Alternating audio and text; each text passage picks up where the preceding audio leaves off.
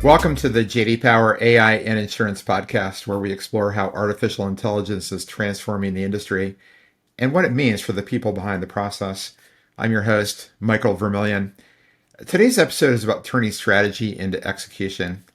Our guest is Ichun Lai, founder of Propel Global Advisory and a global expert in helping financial services firms adopt AI responsibly with clarity, urgency, and results. With decades of experience leading change at firms like Cigna, Tokyo Marine, and Goldman Sachs, Ichun now advises executives, teams, and AI solution providers on how to avoid the common pitfalls that stall innovation and how to build the workforce and leadership culture needed to move forward. We'll talk about role clarity, global lessons, upskilling, and what it really takes to make AI stick. So let's get into it. Ichun, welcome. Thanks for joining us today on the JD Power AI and Insurance podcast. Thank you for having me, Michael. And good to see you again. Thanks for also for joining us in Chicago at the conference. That day went really well, and your panel was super interesting. So, just to kind of kick us off here, you've worked at the intersection of strategy, transformation, and operations across some of the world's most complex financial services firms. So, tell us about Propel Global and the type of work you're doing today around responsible AI adoption. Thank you, Michael. I founded Propel Global with a simple mission to help accelerate the responsible and purposeful adoption of artificial intelligence in financial services, particularly in insurance. I actually became curious about AI 4 years ago and took courses at MIT. And I quickly saw its potential to really close the protection gaps and to tackle the legacy challenges in ways that traditional computing can't. However, as you know, in the industry like insurance, where data is buried in silo systems, regulations are complex, and risk aversion runs deep. Moving forward isn't always easy.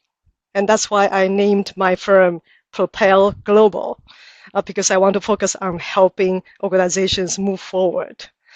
I ask the question, what do leaders and teams really need to adopt AI in a way that delivers real business outcomes? At its core, it often comes down to business fundamentals, but because AI is a new way of computing, it introduces complexities that are easy to misunderstand or underestimate. That's where I come in. I help leaders gain the clarity and focus they need to move forward responsibly through execution and the right partnerships, because very few companies can do it on their own. Hmm. So I think what I find interesting about your work is that you're not just helping organizations set AI strategy, but you're helping them make it actually work. So just from your experience, what are some of the biggest execution gaps that you see in the future of work conversation?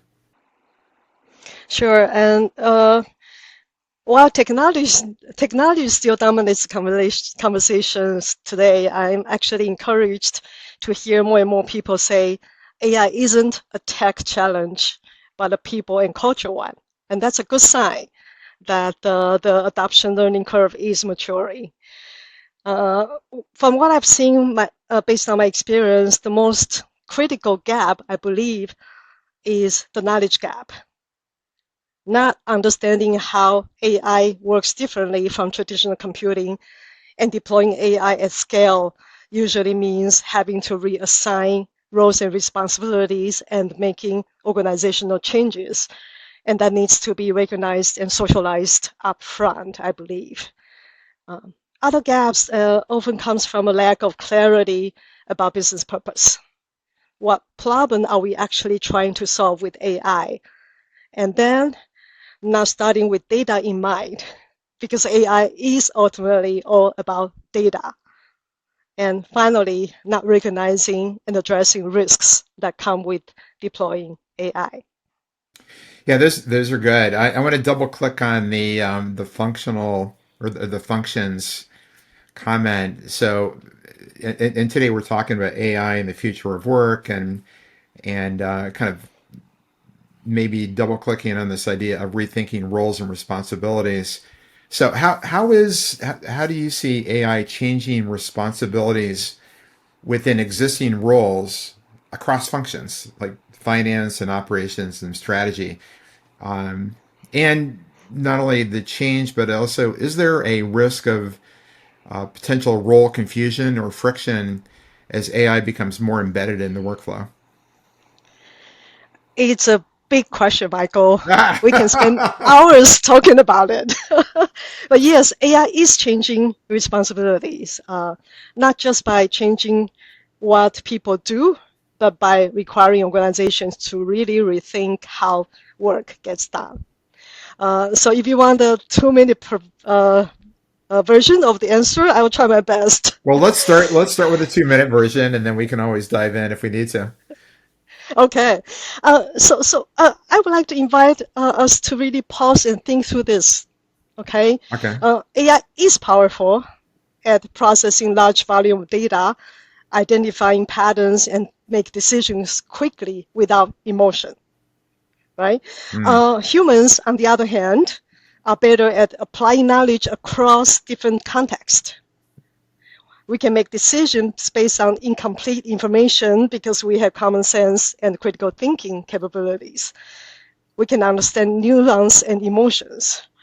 These are the things that AI still struggle with, and mm, it's extremely expensive to train AI to do that well. So when we think about evolving roles in finance, operations, strategies, it's really about how to apply respective strengths to achieve the outcomes neither human or AI could deliver alone. And research has actually proven and shown that human plus AI teams tend to outperform human or AI working alone. So in data-heavy areas like finance or operations, AI can and should free workers up to do deeper thinking, applying judgment and institutional knowledge to do more strategic and value-adding work. Many in financial ops that I know, especially younger workers, are actually eager to do that. Well, you also ask about confusion of roles, right? right. Uh, well, confusion over ownership is actually a common reason why change projects fail, Okay. and AI projects are no exception to that. But since AI gets technical very quickly, organizations tend to hand off AI projects to IT or data teams, and they are trained to keep systems running, not necessarily to drive business outcomes. So in my view, business leaders must own AI adoption, and it needs to start at the very top. Hmm. The CEO and board members should own AI adoption as a strategic priority. Their commitment, because we need their commitment to set the tone, and from there, accountability can be clearly dedicated to business leaders closer to the problem that AI is deployed to solve. I think that's the way to understand and think about it. Okay. Terrific. Let's switch gears for a minute and talk about kind of the maybe a global perspective on AI and the change that comes with AI.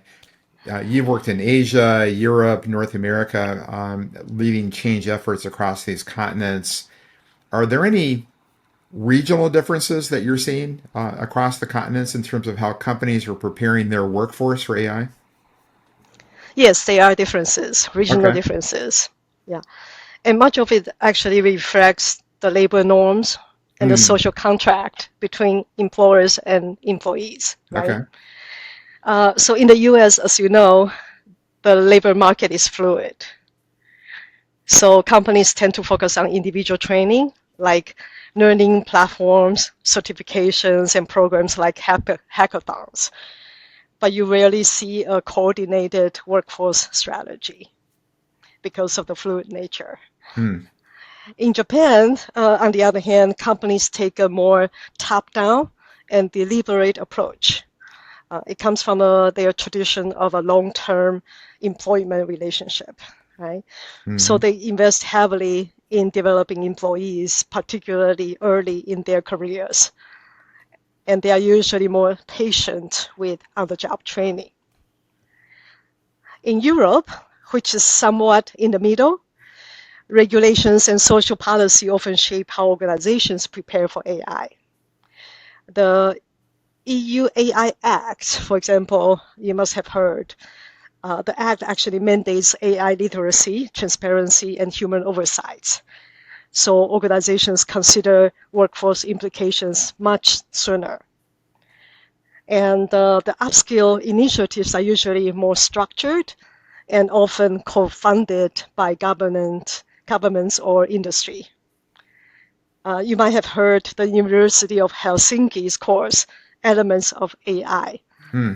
It's a good example. It was launched with the goal to educate all its citizens. And it's now open to everybody. And over 1 million people from 170 countries have actually enrolled. Wow. So That's these impressive. are fundamental differences among regions. Yeah, so that AI literacy concept in Europe and the Finland example, is that something that we should be doing more of here in the U.S. with our companies and our employees? I believe so.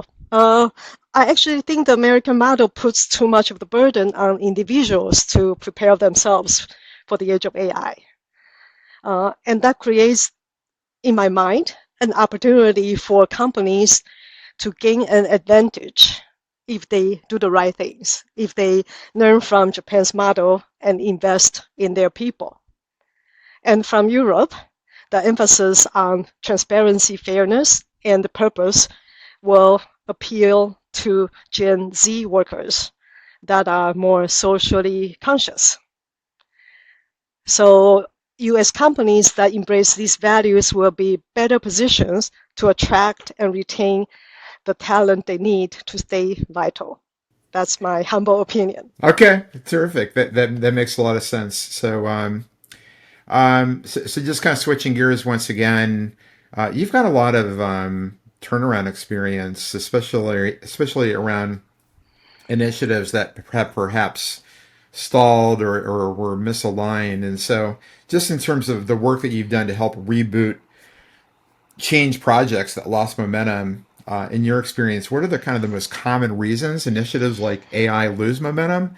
And what's the first thing leaders should do to get them back on track? That's another big question, Michael. Ah! Okay, let's try the 2-minute version Okay. to start with. All Okay. right. So change projects often lose momentum because what I think insufficient homework upfront. That's the way I would frame it.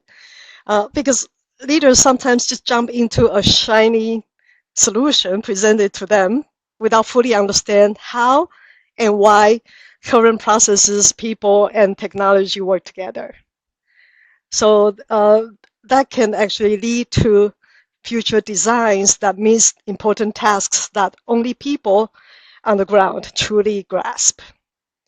So taking the time to build that clarity and to create a realistic roadmap from today to tomorrow and to engage employees in the trenches early on is often a strong indication of whether a project will succeed or not. So that's the first thing I would like to talk about. Okay. And then there are the people, Right. not the technology itself. So when stakeholders don't agree on what's causing the problem and how to solve the problem, then the project stalls. Well, differences in priority are understandable, and organizational politics sometimes get in the way. But that's when that's when leadership makes the difference. Hmm. So from what I've observed, strong leaders can take in different perspectives and still drive the project forward with a clear focus on what's best for the organization. What complicates AI strategy, though, is that AI, remember, I can keep on repeating because it's key. Like Right. AI is a new way of computing. So that has organizational implications that people may simply not ready to deal with. So on top of that, AI often triggers anxiety about job loss or uncertainty about the outcomes, and that can lead to resistance or even procrastination that stall projects. So the first thing leaders should do to get back on track is to re-engage key stakeholders at all levels and ask, what do you think this project is supposed to solve? Hmm. And what does success look like to you? And from my experience, that conversation alone often resets the momentum. Right. Ultimately, I think leaders are best advised to be open and transparent about their AI strategy. And that's, of course, easier in organizations that already have a high trust culture, right? So if the trust isn't there yet, organizations will need to invest in culture and trust building at the same time as they adopt AI. As in many cases, AI just tends to amplify whatever exists, for better or worse. Hmm. That's my observation. That's great. That's great coaching. Ichun, you mentioned upskilling earlier, so I just want to kind of pull on that thread and talk maybe a bit about building a workforce that's ready for AI. So many companies talk about upskilling, but few actually build systems for it. So what does effective business-driven upskilling look like in practice? That's a very important question. Hmm. And I think to be effective, upskilling needs to start with the clarity about how AI will support business strategy. Are we doing AI to drive new growth, to improve efficiency, or to enhance decision makings? Hmm. Because those will require different AI capabilities. So once we have that clarity, we can then discuss how roles will shift. For example, if a company decides that moving claims from manual review to AI-assisted triage would deliver the biggest impact, then the upskilling might include AI and data literacy training for teams that will pilot the change so that they can effectively help redesign the process, shape the data flows, and flag and address risks that come with that deployment. So in other words, I believe that upskilling is more than just giving employees access to AI courses. Okay.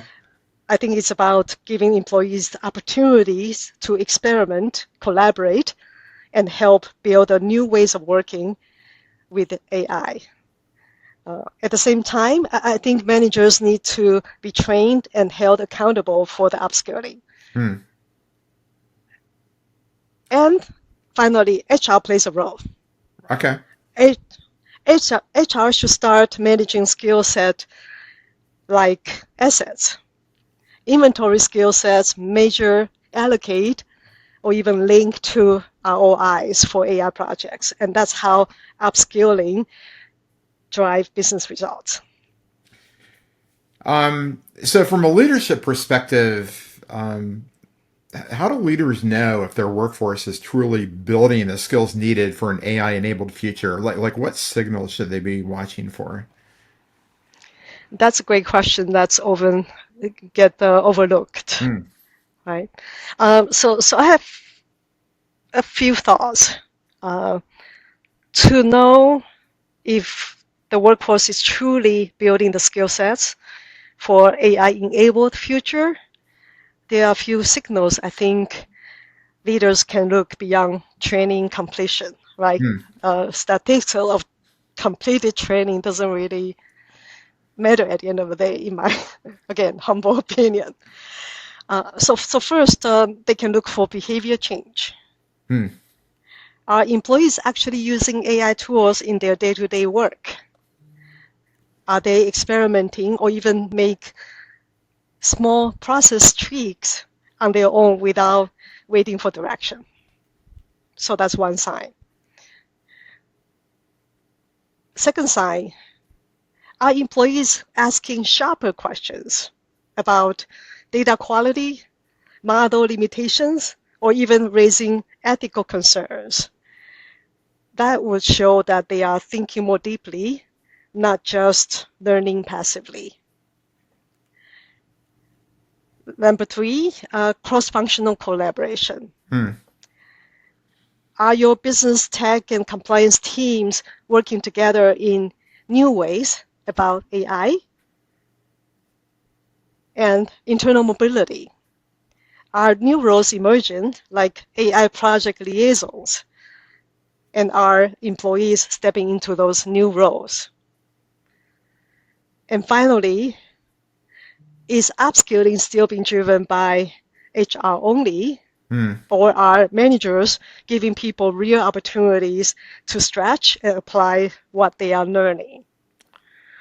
So when you start to see these signs, then that's when you know, okay, your AI upskilling is taking root.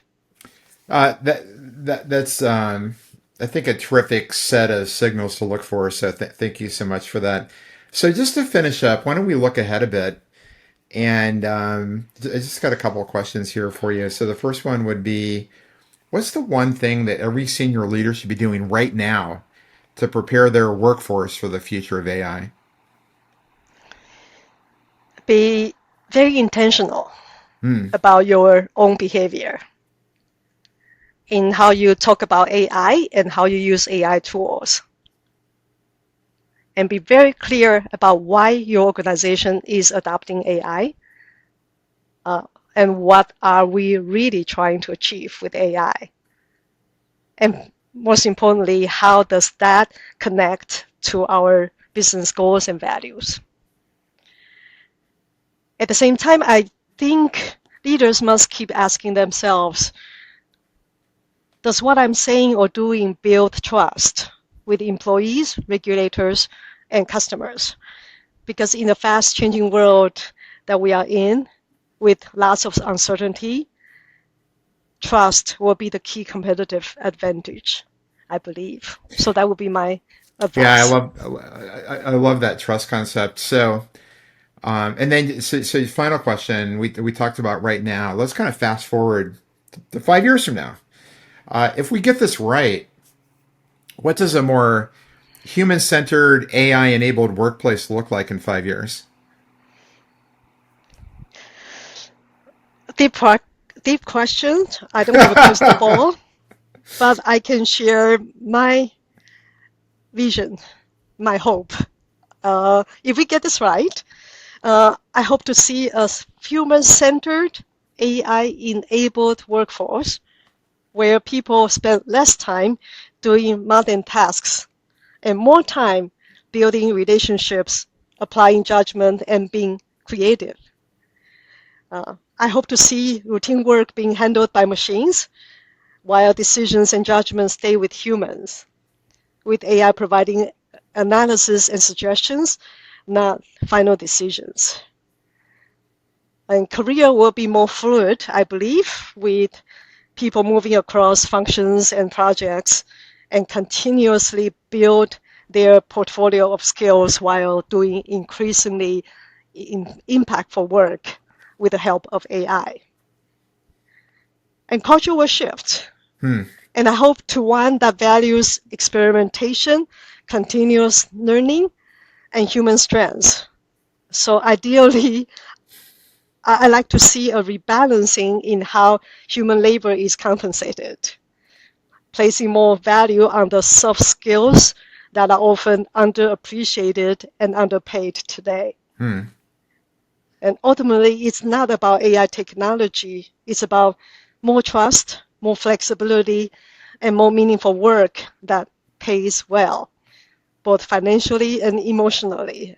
And that's the kind of human-centered, AI-enabled future that I hope we will strive for. Ichun, thank you so much. That was just a great conversation. We really appreciate you joining us today. Thank you for the opportunity. So that was a grounded and action-focused conversation with Ichun Lai, who reminded us that the change associated with AI isn't just about new tools, it's about aligning people, roles, and leadership behavior with what the future demands.